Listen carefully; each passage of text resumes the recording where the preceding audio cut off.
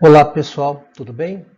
Bom, devido ao fato de vocês não poderem comparecer à aula de hoje, dia 24/5, por conta do evento do curso de Relações Internacionais, para que vocês não fiquem sem o conteúdo, eu resolvi fazer a aula gravada então.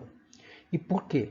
Porque na próxima sexta-feira não teremos aula conforme previsto no calendário acadêmico, teremos recesso. Quinta-feira próxima é feriado e sexta-feira será recesso na Católica. E na outra sexta-feira já é a prova de vocês pelo calendário acadêmico, é a semana de provas que já começa, né? Dia 2 ao dia 13, se eu não estou enganado.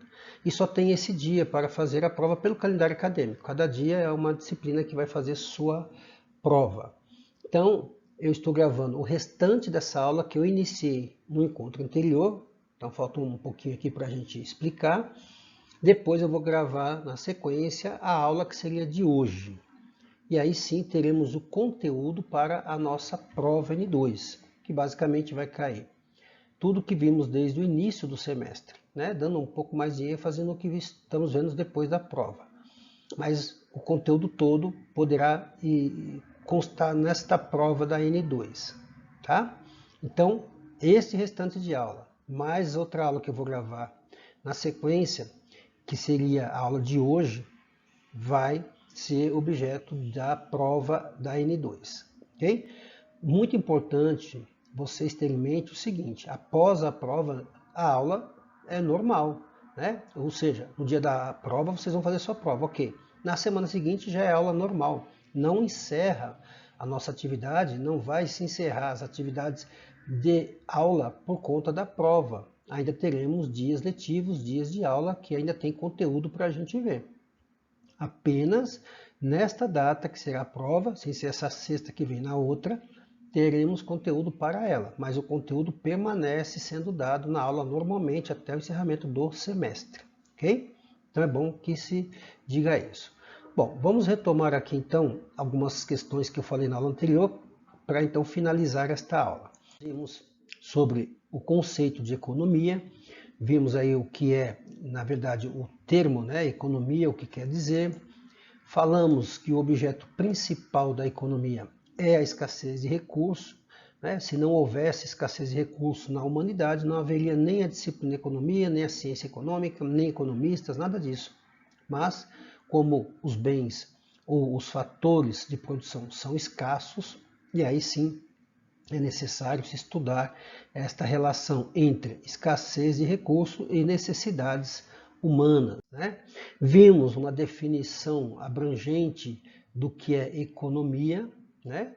E aí eu peguei a definição do Vasconcelos e Garcia, em que ciência é uma ciência social que estuda o indivíduo e a sociedade, então estão aí interligados, né? O indivíduo e a sociedade da qual ele faz parte, de como eles empregam seus recursos escassos, né? Sempre falando em economia de recursos escassos, tá? E para quê? Produzir bens e serviços para a finalidade de distribuir para as pessoas e sociedades de modo geral. E por que isso? Essa é a grande questão da economia, né? Tudo isso para satisfazer, digamos assim, satisfazer as necessidades humanas. Tá? E eu já falei em outras aulas para vocês que necessidade humana não é aquilo que seja básico. Qualquer necessidade que movimente um consumidor, que motive o consumidor no sentido de adquirir algo, de querer algo, isso é visto na economia como uma necessidade humana. Não é necessário ser apenas necessidades básicas. Tá? Então, a gente já falou disso em sala de aula em outros encontros. E, portanto, né, a sociedade, eu vou sair da tela aqui para não ficar ocupando espaço. Então, a sociedade tem necessidades ilimitadas, porém os recursos são limitados por conta do que? Da escassez dos próprios recursos. Tá? Então, essa é a grande, digamos assim, pedra fundamental da economia, estudar os recursos escassos, porque de um lado temos necessidades limitadas da sociedade e do outro a limitação dos recursos. Tá? Então esse é o ponto principal da ciência econômica. Aí eu dei alguns exemplos, né? Então, como exemplo, por exemplo, vagas nas escolas públicas, água potável, isso é escasso, né? Emprego é um dos grandes desafios da economia do mundo inteiro, a geração de emprego. Então, o emprego é escasso, não tem emprego para todos, né? Infelizmente. Falta de leitos nos hospitais públicos, isso também é escasso, então é um recurso importante e assim por diante. Então, a escassez de recursos é o que permeia todo o estudo da economia, tá? E todos os bens econômicos, por definição, são escassos, tá certo? Muito bem, falamos da economia normativa, que é aquela economia do que deveria ser, e aí está previsto numa norma, numa regra, numa lei, geralmente, né, aquele ponto econômico, digamos, aquela situação econômica é transformada a sua atuação em lei, por exemplo, como o salário mínimo, né, como o abono aos aposentados, tudo isso são situações de caráter econômico que se transformam também em caráter normativo. Então a gente fala que a economia normativa é como deveria ser, qual o estado da arte ali, daquela situação econômica, né? Muito bem, mas a economia não funciona só dessa maneira. Ela muitas vezes funciona de maneira positiva, ou seja, os fatos, os atos estão acontecendo na economia no dia a dia e nem sempre a economia positiva vai estar próximo ao que diz a economia normativa. A economia positiva, portanto, podemos dizer que ela é vista como ela é de fato, como ela está estabelecida na sociedade. Por exemplo, se na economia normativa diz que todos devem receber um salário mínimo e ninguém pode receber menos de um salário mínimo pela sua atividade laboral, na economia positiva vamos ver que existem casos no Brasil afora de pessoas que estão sim trabalhando, ganhando muito abaixo de um salário mínimo, né? E isso por lei é proibido. Isso só para citar um caso, tá? Então existe essa relação entre economia normativa e positiva, onde o que deveria é a economia normativa e o que acontece é a economia positiva. Aí, questões fundamentais da ciência econômica, ou seja, a ciência econômica ela tem algumas questões a serem respondidas por conta da escassez de recursos.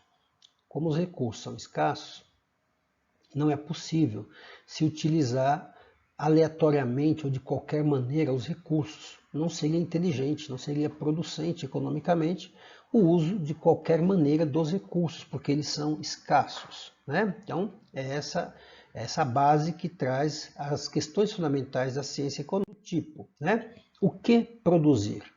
O que vai se produzir numa economia é necessário que o empresário que vai se estabelecer, ele tenha bem claro o que ele vai fazer. Ou se é o Estado que vai fabricar alguma coisa ou construir alguma coisa, um hospital, uma escola, casas populares, é importante que o Estado tenha bem definido o que vai fazer, né? Por quê? Porque ele tem que identificar o que é necessário, qual a necessidade da sociedade. Então, se é o Estado, qual a necessidade social do Estado? É um hospital a mais, é uma escola a mais, uma universidade pública a mais, tal, uma estrada, alargar uma estrada, tudo isso são questões importantes porque os recursos para se construir tudo isso são escassos, né? E a empresa privada, ela também precisa saber muito bem o que é que ela vai fazer. Qual necessidade do mercado ela está atendendo? Qual a necessidade do mercado e, portanto, ela vai concentrar esforços para isso, né? Então essa é uma grande questão que deve ser respondida na economia, seja pelo setor privado, seja pelo setor público. Temos também a outra pergunta importante, que é como produzir, né? Como que vai se produzir aquilo que já se sabe, o que precisa ser produzido, mas como que eu vou produzir? E aí na economia nós temos os fatores de produção, que eu já falei em sala de aula, sobre os fatores de produção, né? E o que são os fatores de produção? Eles se estabelecem em 3 tipos de fatores. Um deles é o trabalho, né? Outro é o capital e o outro é o que a gente chama de terra, tá? Classicamente se chama de terra. Então, São esses os chamados fatores de produção, tá certo? O trabalho é toda a mão de obra que vai se utilizar para a produção de qualquer coisa na economia. Então vamos imaginar que eu estou aqui com a produção, né? Vamos chamar aqui de produção. E essa produção vai depender do quê? Vai depender do nível de capital, do nível de terra ou recursos naturais, pode ser chamado assim, e também de trabalho, tá? L aqui é de trabalho que vem de laborare, né? Ou labor em inglês, né? Então a gente usa a letra L para designar o trabalho, tá? Esse tipo de trabalho pode ser desde o nível braçal até o nível mais alto da mão de obra que se tenha numa economia. Então, quando a gente fala trabalho em economia, estamos falando de toda a mão de obra possível e disponível, tá? É um dos fatores que compõe toda a produção. Então, para produzir uma pizza, eu preciso de alguém para fazer isso. Desde um pizzaiolo, alguém que vai cortar lá o tomate, alguém que vai assar a pizza, eu preciso de pessoas, né? Outro fator de produção é o capital. Capital aqui é muito importante que se entenda, né? Que faz parte da pergunta do como produzir. Capital não é dinheiro.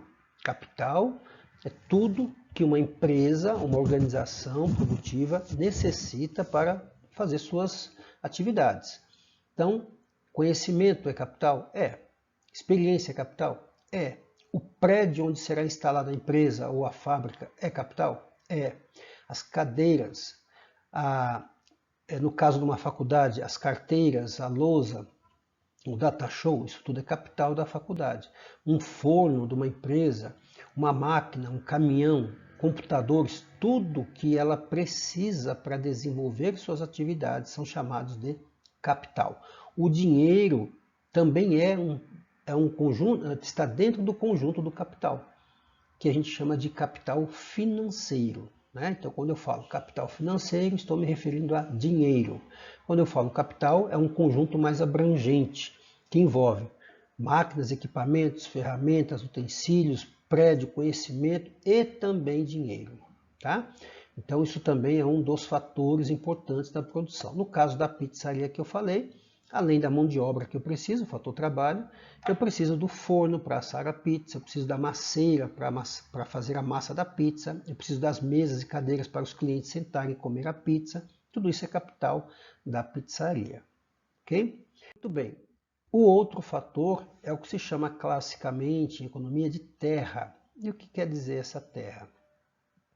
Entendam como tudo que vem a partir da terra. Então, por exemplo, minérios que são extraídos da terra, a pesca, né? Extrativismo vegetal, animal. Né? Então, tudo que vem da terra, agricultura, é considerado fator terra.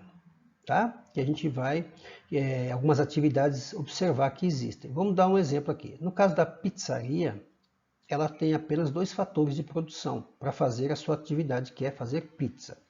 Qual seria? Trabalho, precisa de pessoas para fazerem a pizza, né? O pizzaiolo, o motoqueiro que vai entregar a pizza, a pessoa que assa a pizza, e também precisa de capital. Forno, precisa ali da maceira, precisa das mesas, das cadeiras e assim por diante. O fator terra, a pizzaria não utiliza. Aí alguém vai falar assim, mas ela usa tomate para o molho de tomate que vem da terra. Sim, mas ela adquire, ela compra.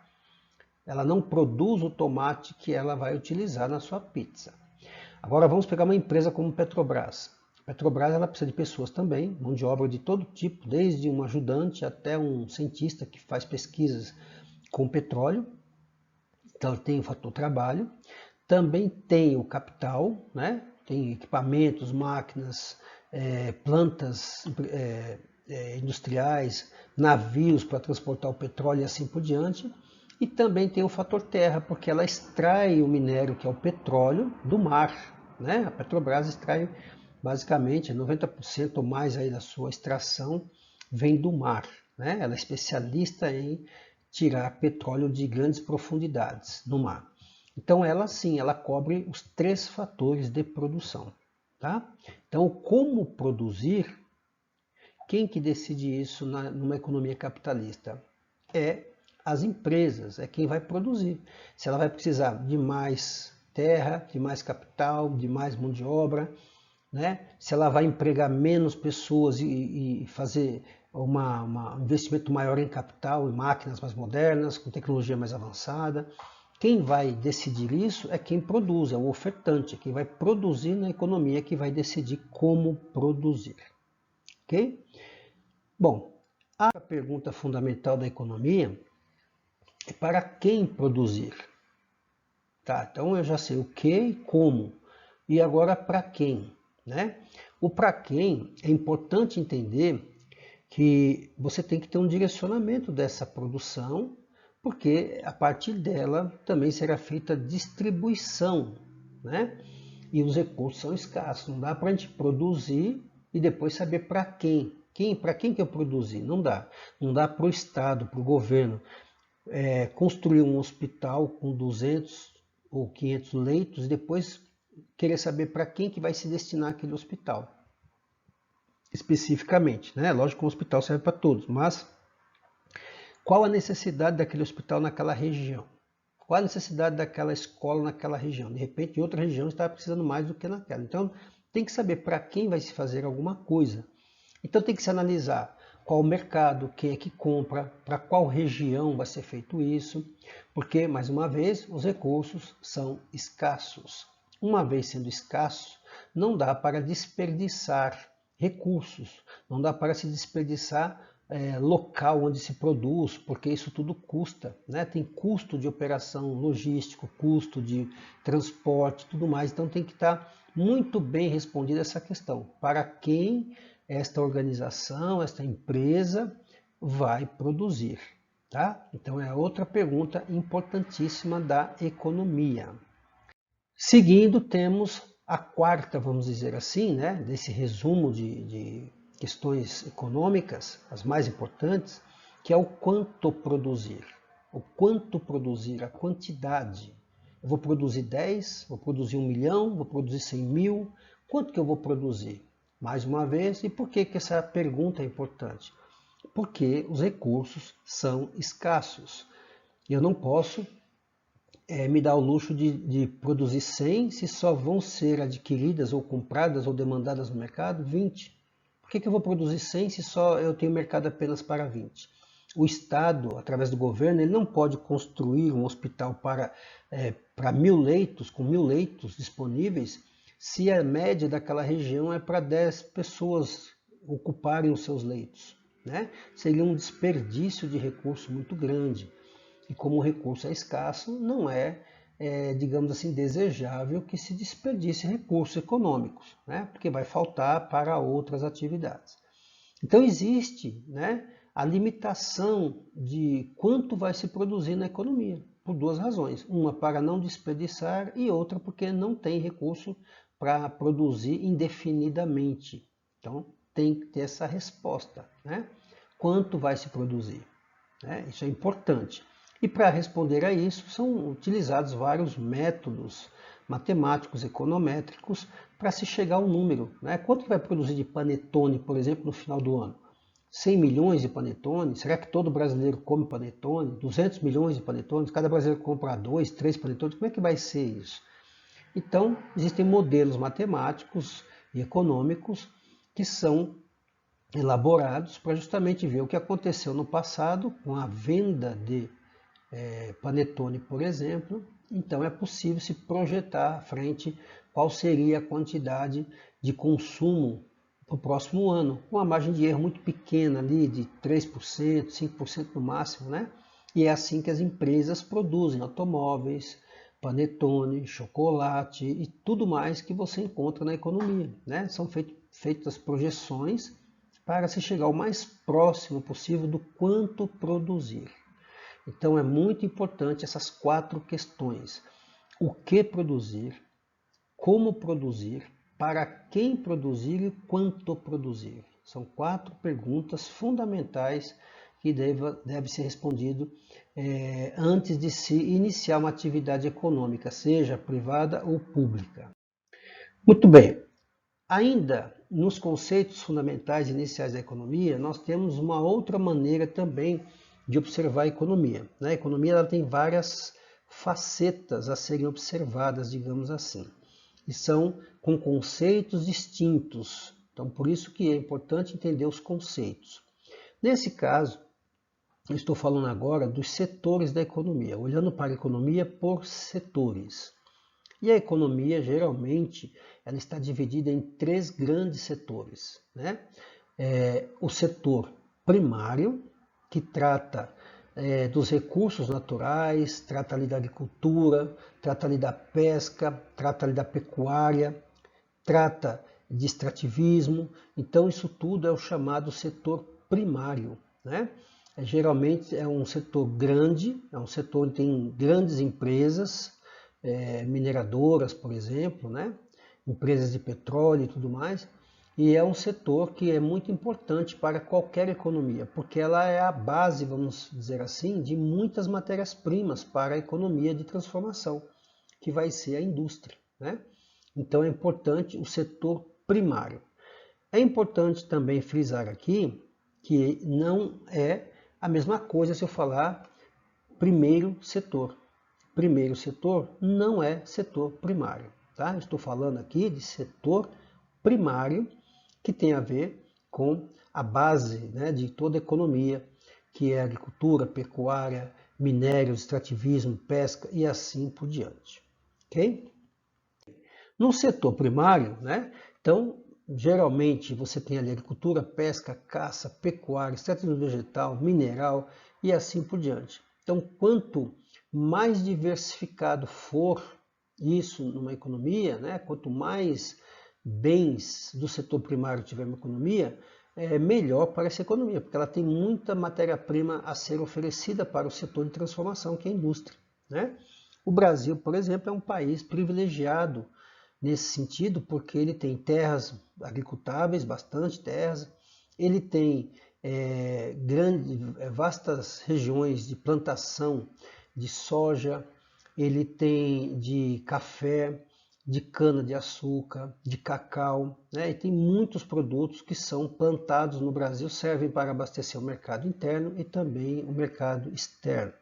Além disso, temos muitos minérios no Brasil, principalmente na região norte do país, não só na região norte, mas principalmente na região norte, temos muitas empresas mineradoras naquela região. O Brasil tem petróleo, o Brasil tem níquel, o Brasil tem ferro e tantos outros minérios que são extraídos diariamente aqui das minas no Brasil para uso interno e também exportação. A segunda parte aqui é o setor secundário, né? O setor secundário é a indústria propriamente dita, ou seja, onde vai se transformar matérias-primas para se chegar a um produto, né? Então a indústria ela é muito importante na economia, no conjunto de setores da economia, ela é muito importante, o setor secundário, emprega muita gente, tem empregos qualificados, muitos empregos qualificados, porque praticamente quase todas as pessoas que operam, que trabalham na indústria, necessitam de alguma qualificação. Então, desde um motorista de uma carreta até um engenheiro, eles precisam de qualificação técnica e profissional para desenvolver suas atividades. Então é um setor importantíssimo. No Brasil, ele é um setor estratégico. O que é um setor estratégico? É aquele setor em que emprega muita gente, que paga muitos impostos, que gera muita renda. Então isso é visto pelo governo como um setor estratégico da economia e onde muitas políticas econômicas contam com a participação desse setor, que é o setor secundário. Tá? O setor terciário, e o último setor, é o maior setor da economia brasileira, por exemplo, e de diversos países também, é o maior setor. E o que abrange o setor terciário? O setor terciário abrange todo o comércio, todo o serviço, todo o sistema financeiro, tudo isso está dentro do setor terciário. É um setor gigantesco, é o maior setor da economia, de longe, o disparado é o maior setor da economia, né? E ele representa, então, a entrada, digamos assim, de muita gente para o primeiro emprego, geralmente. Por quê? Tem empregos menos qualificados, tá? Não quer dizer que não tenha pessoas qualificadas profissionalmente no mercado terciário. Lógico que tem. Mas, em comparação à indústria, tem muitas pessoas que trabalham no setor terciário que não têm qualificação, né? Vamos dar um exemplo aqui, um ajudante que descarrega caminhão, né? Ele não tem uma qualificação específica. Um balconista de loja não tem uma qualificação específica. Então isso tem milhares, se não milhões de pessoas que trabalham em alguma atividade que não requer uma habilidade técnica específica, que teve que fazer um curso específico, uma formação específica. Portanto, esse setor ele também é muito fragilizado em relação a crises econômicas que geram desemprego. Quando tem alguma crise econômica, os primeiros a sentirem, digamos assim, o impacto da crise econômica geralmente é o setor terciário. E as pessoas menos qualificadas geralmente são as que perdem seus empregos primeiro, né? No setor secundário, a indústria, você tem mais pessoas com qualificação técnica e profissional, é mais raro um pouco o desemprego em massa logo de início de uma crise econômica. Por quê? Porque a empresa tem custos para formar ou para contratar aquele funcionário especializado e ela não quer perder facilmente este colaborador, este funcionário. Então, o setor secundário tende a segurar um pouco mais esse trabalhador por conta de, pensando mais à frente, que a crise pode diminuir ou até acabar e ela continuar com a sua equipe técnica profissional. Então, a relação de desemprego no setor terciário é um pouco diferente da relação de desemprego no setor secundário, tá? No setor terciário, o nível de desemprego geralmente é um pouco maior do que nos outros setores. Agora, isso vai depender também do tipo de crise econômica, tá? Se ela está atingindo diretamente a indústria ou está atingindo geralmente todos. Vamos pegar um exemplo bem prático e recente, que foi a pandemia. Na pandemia, nós tivemos o setor de serviços muito abalado. Então, na pandemia não foi possível mais as aglomerações, né, pelos decretos dos governadores e até do governo federal.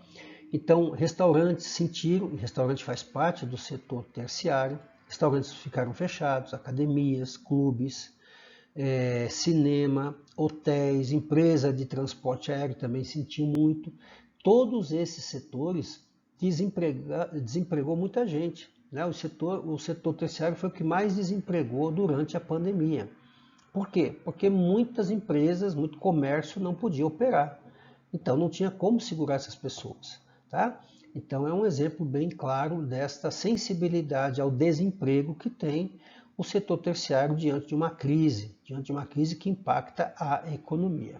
Ok? Muito bem. Então o setor de serviços, se vocês observarem, né, ele representou 70,9% de toda a economia brasileira esse ano aí foi de 2020.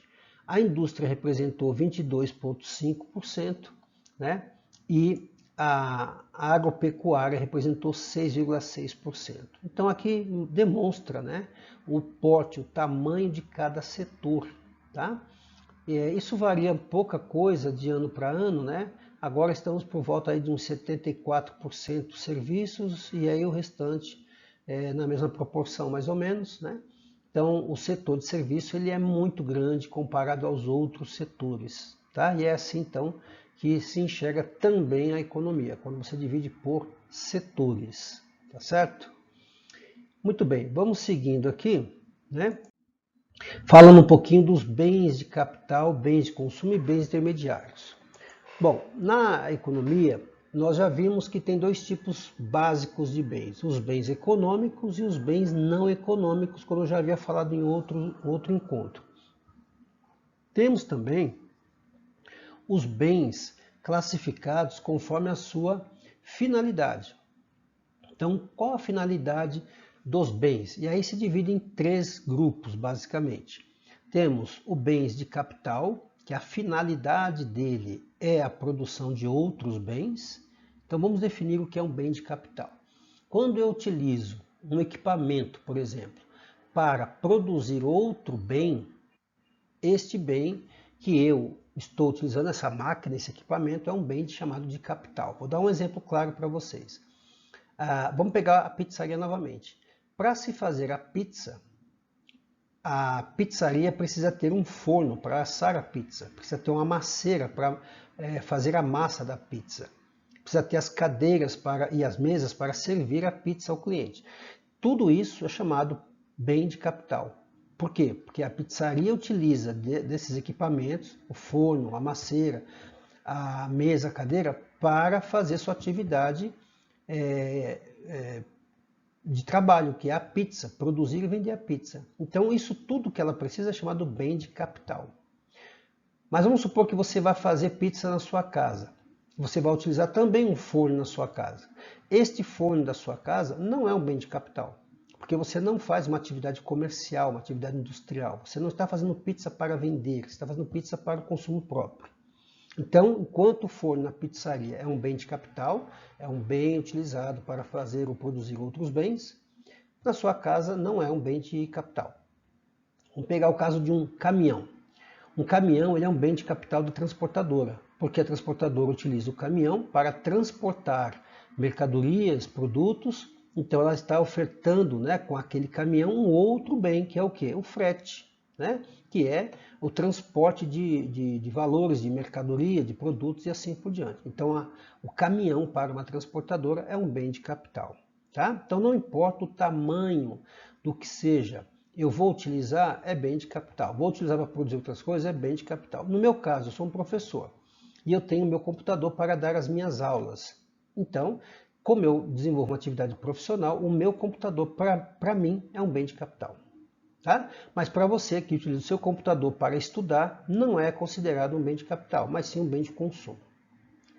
Bom, o outro tipo são os bens intermediários. O que são os bens intermediários? São geralmente aqueles utilizados no processo de transformação, né? Então são as matérias-primas, a gente pode dizer claramente que são as matérias-primas.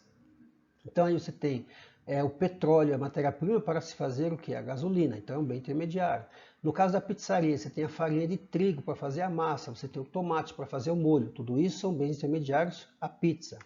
Você tem, no caso de uma construtora, ela vai fazer um prédio de apartamento, então ela vai utilizar cimento, cal, ferro, tijolo, tudo são bens intermediários para a construção do prédio. Então, basicamente, os bens intermediários são as matérias-primas que são transformadas no processo. Tá?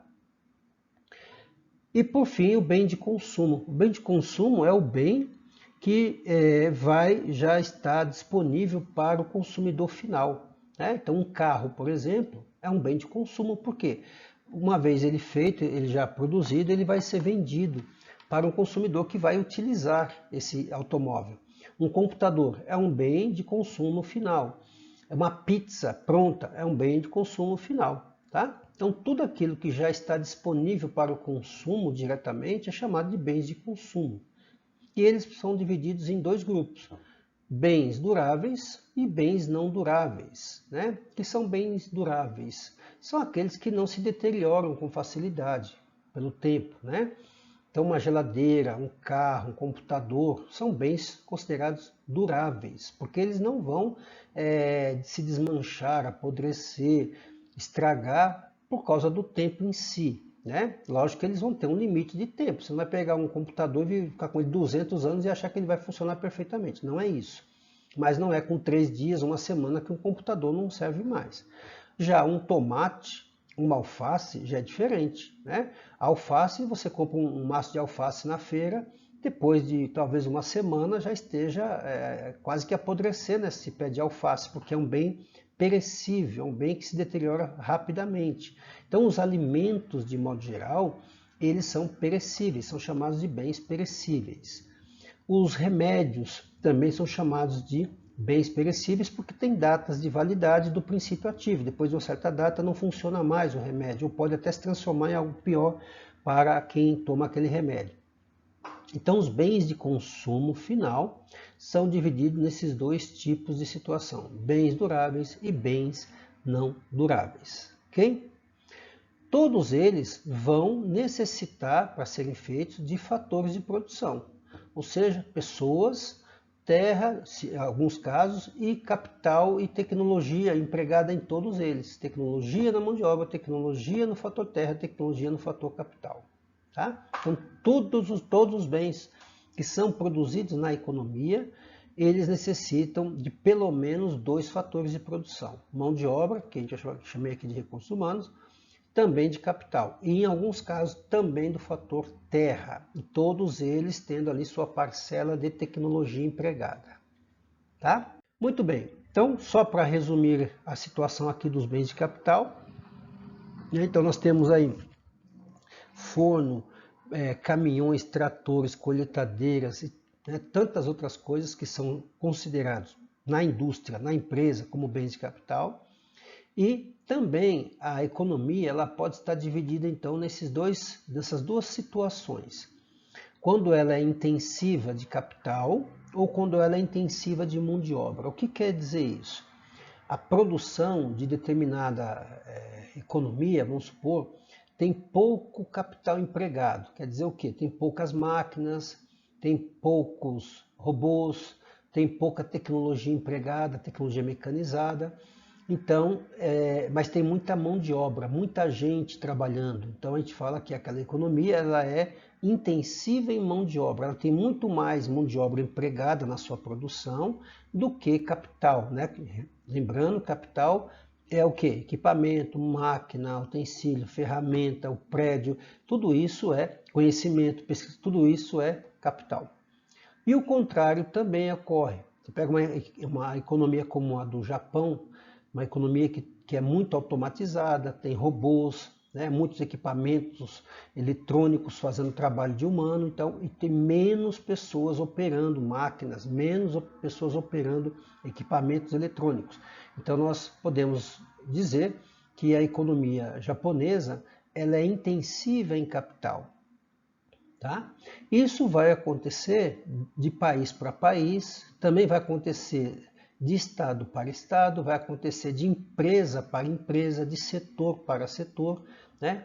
Tem setores que são intensivos em mão de obra, setores que são intensivos em capital. Tem empresas concorrentes que uma é intensiva em capital e a outra ainda está um passo atrás, é mais intensiva em mão de obra. Tá? Então isso é muito comum a gente enxergar na economia como um todo, essas duas situações possíveis aí de emprego de algum tipo de fator de produção mais intensamente, ou a mão de obra ou o capital. Tá? E isso faz uma diferença importante, né, na economia, para o bem e para o mal, prós e contras. Uma economia que é intensiva em mão de obra, o bom é que ela está gerando um emprego para as pessoas, mas diante da economia global, diante do avanço tecnológico, ela é um pouco mais atrasada do que uma economia que é intensiva em capital. Uma economia intensiva em capital, o bom dela é que ela é moderna, ela produz, tem capacidade de produzir muito, portanto até reduzir preço, mas ela emprega menos pessoas do que uma economia que é intensiva em mão de obra. Tá? Então você tem aí as duas situações. O bem intermediário, então, como eu já havia falado, são as matérias-primas, todas elas utilizadas no processo produtivo. Né? Então ele é um setor, um bem muito importante e os preços desses bens podem influenciar diretamente os preços finais dos produtos. Então, se a matéria-prima está cara, encareceu a matéria-prima, vai encarecer o produto final.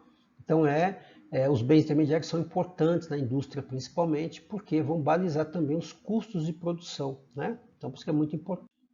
E os bens de consumo final são os bens que vão diretamente para o consumidor, né? O consumidor vai adquirir e vai utilizar ele até exaurir aquele bem ou até aquilo não servir mais, né? Então é chamado bem de consumo final. Tá? São esses três conjuntos de bens que nós temos na economia. em relação à sua finalidade, né? Qual o fim a que se destina esses bens, tá? Muito bem, eu coloquei alguns exercícios para vocês e já vou disponibilizar lá com o gabarito, tratando das questões que vimos nessa aula aqui. Então depois verifiquem, testem, façam um teste com vocês mesmos a respeito do conteúdo e do que está sendo perguntado nas questões, né? Vamos pegar um exemplo aqui, como essa questão que está sendo colocada, né?